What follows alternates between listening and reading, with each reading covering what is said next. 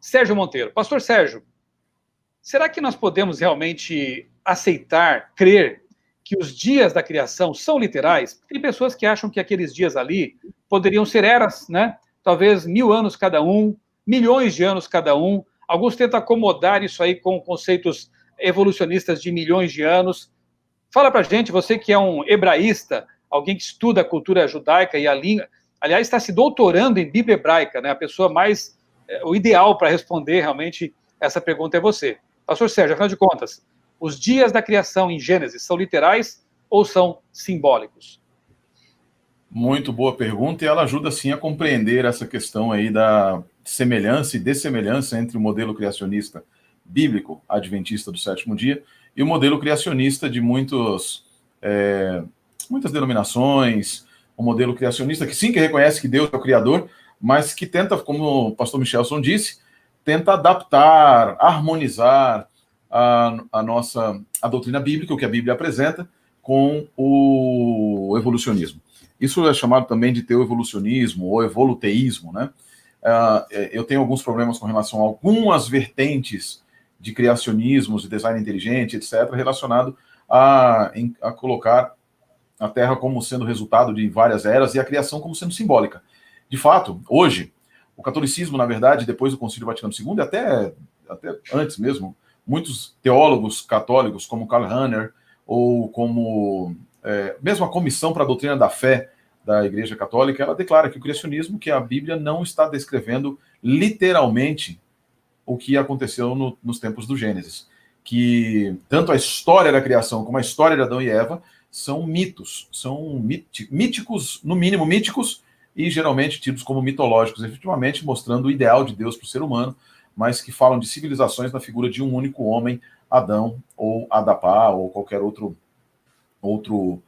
ser primevo, ou ser primordial.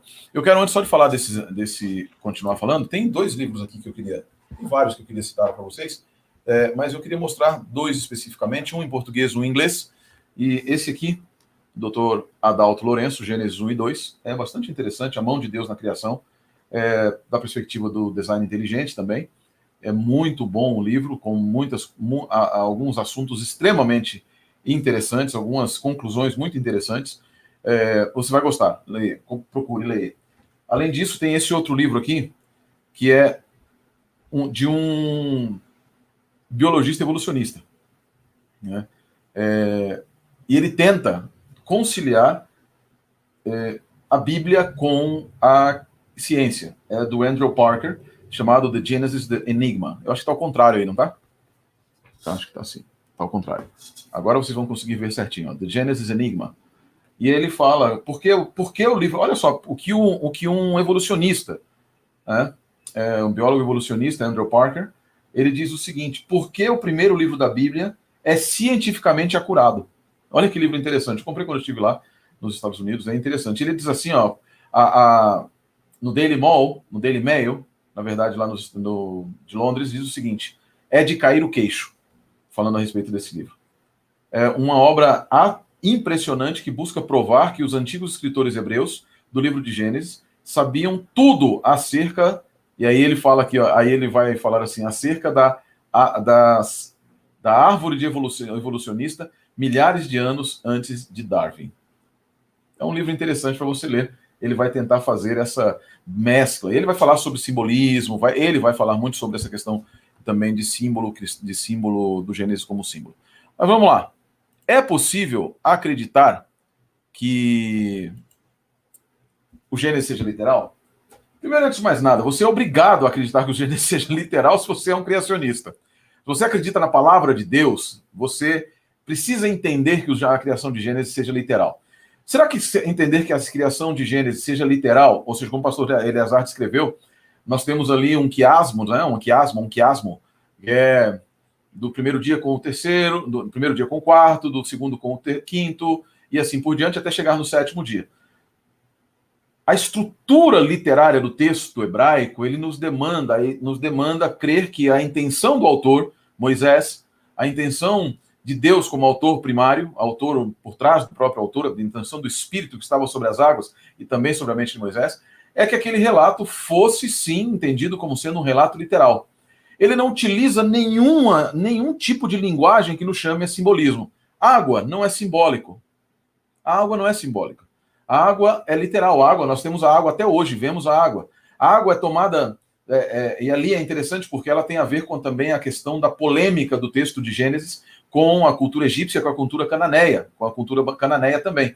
Então, a água primordial no Egito, Nun, não era algo que fosse impalpável. O Nilo, ou Nun primordial, não era algo impalpável, intangível para os egípcios e para os judeus, para os hebreus que ali estavam vendo em primeira mão o relato da criação, ou lendo de Moisés o relato da criação, e mesmo para Moisés. Então ele contempla a água literal, um Deus literal, criando em dias literais. E por que nós sabemos isso? Olha que interessante. A palavra Yom aparece 2.200 vezes na Bíblia hebraica, no singular, no plural, no dual. Yom, Yameh ou Yamim, Yamaim ou Yamim. Ela aparece por volta de 2.200 vezes. A grande maioria, com qualificação ou sem qualificação, se refere a um dia de 24 horas. Então você tem um Deus literal, linguagem literal, passagem de tempo literal. A passagem de tempo, o dia, ela é literal. E ele aparece em todas as vezes, em que essa expressão Yom aparece com o numeral ordinal associada a números, ela sempre se refere a um dia de 24 horas. Sempre. Em nenhum outro texto ela vai se referir a dias, eras e gerações e coisas parecidas. É por isso que nós olhamos para as evidências de Gênesis, até aqui, 3 evidências, um Deus literal, linguagem literal, tempo literal, e nós podemos perceber de imediato que há a intenção de que o texto seja lido de maneira literal, completamente literal. Além disso, e vamos para uma quarta evidência, nós vamos perceber o seguinte: além de um Deus literal, água literal, tempo literal, nós temos seres que foram criados e que são literais. Os animais, as aves e etc. não são simbólicos de nada. Não há um hint de simbolismo, um insight de simbolismo. Existe a literalidade em todos os aspectos do texto. Nós vamos compreender hoje muito mais a que se refere à luz, porque alguns têm, mas há uma contradição entre a luz existindo antes do sol e etc. Mas quando nós percebemos e lemos com cuidado o texto bíblico, nós vamos perceber que ali há literalidade e a harmonia entre o texto. Eu não estou preocupado, sinceramente, não fico muito preocupado com harmonizar com a ciência. É possível? Acredito que sim. Mas a minha maior preocupação é harmonizar o texto bíblico e perceber a sua harmonia interna. E o texto bíblico, e não apenas isso, nós vimos aqui evidências intratextuais, mas quando nós vamos para a intertextualidade bíblica, nós vamos entender que Deus mesmo declarou que aquele relato era literal em Êxodo 20, versos 8 a 11, porque ele estabelece o sábado com base na literalidade da criação. Nós vamos perceber Jó falando no capítulo 33 que ele foi aquele que me fez, e entendendo que é literal o relato da criação. Nós vamos entender que pela palavra foi feito e não pelos processos evolutivos simbólicos necessários para a simbolização, né, se não existe, me permitam o neologismo, a simbolização do relato da criação. E mais importante, Jesus Cristo, no Novo Testamento, falando sobre o casamento, ele fala que no princípio Deus criou o homem e a mulher, entendendo o relato como sendo literal. Ademais, e veja, se não houvesse nenhuma outra evidência, a palavra de Cristo seria suficiente. A palavra de Jesus seria suficiente. O texto de Eclesiastes nos chama de criador, chama Deus de criador, né, o criador do ser humano, reconhecendo a literalidade. O Novo Testamento, lá no Apocalipse, chamada escatologia, ela se remete à protologia, ao texto antigo. E isso traz, e ao se remeter, fala da recriação da nova terra, novos céus e nova terra, remetendo à linguagem da criação. A mensagem básica da Igreja Adventista do Sétimo Dia, lá no nosso querido texto identitário, que é Apocalipse 14, versos 6 em diante, fala: temei a Deus e dá-lhe glória e adorai aquele que fez os céus, a terra, o mar e as fontes das águas. Em nenhum lugar a Bíblia permite a noção de um símbolo, da criação como um símbolo. Essa é uma diferença entre a maneira como nós entendemos a criação a Igreja Católica entende a criação, os testemunhos de Jeová entendem a criação também. Nós entendemos que o relato é totalmente literal e Deus exerceu seu poder para criar todo o espaço que nós vivemos, tudo o que nós necessitamos para viver, inclusive nós mesmos, em 7 dias literais, começando no primeiro dia da semana e concluindo no Shabat, que faz parte da criação também. Por isso, e aí aproveitando aqui o quiasma que o pastor Eleazar falou, é interessante notar que no próprio estabelecimento do Shabat, do sábado, há também um quiasma. Há um quiasma muito bem claro também. Se você abrir sua Bíblia lá no livro de Gênesis, no capítulo 2, você vai encontrar ali no capítulo 2, logo em seguida, estou aqui com o texto aberto, mas você vai perceber que existe a estrutura dos versos 2 e verso 3, existe um quiasma interno. Olha só, Deus terminou sua obra, repousou no 7º dia de toda a sua obra que havia feito. Deus bendisse o 7º dia, você tem A, B, C, e o centro é o C. Deus abençoou o 7º dia, o santificou. Agora o B voltando, B', porque no dia 7º repousou, porque no dia repousou de toda a obra que tinha feito. E quando ele tinha feito? Verso 3, na continuação, na criação. Essa estrutura quiástica ela é acompanhada por um fenômeno interessante no texto hebraico. O texto hebraico, ele começa com uma declaração absoluta, Breshit. Breshit bara Elohim et hashamayim ve'et haaretz. Uma declaração absoluta. E logo depois dessa declaração absoluta, ele vem com a sequência de vavs, que é o e em hebraico, conjunção coordenativa, conjunção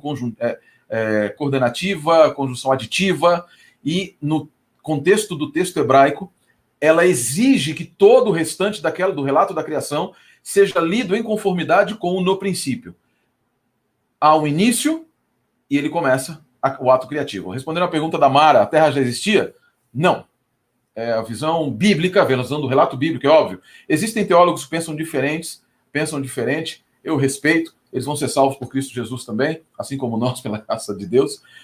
Mas, textualmente, o que o texto quer que nós entendamos é que a sequência criativa de Deus, ela é literalmente começando, inclusive, pelo relato de que ele criou os céus e a terra naquele primeiro momento. Obviamente, respeito àqueles que pensam diferente, sem problema nenhum.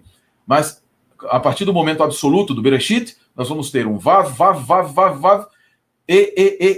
indicando que todos os atos criativos seguem imediatamente ao relato anterior, ao Bereshit, ao início, sendo apenas pausados ou ritmados pela sequência de ouvir tarde de manhã. E por isso, eu acredito sim que nós tenhamos apenas e tão somente um relato totalmente literal no livro de Gênesis.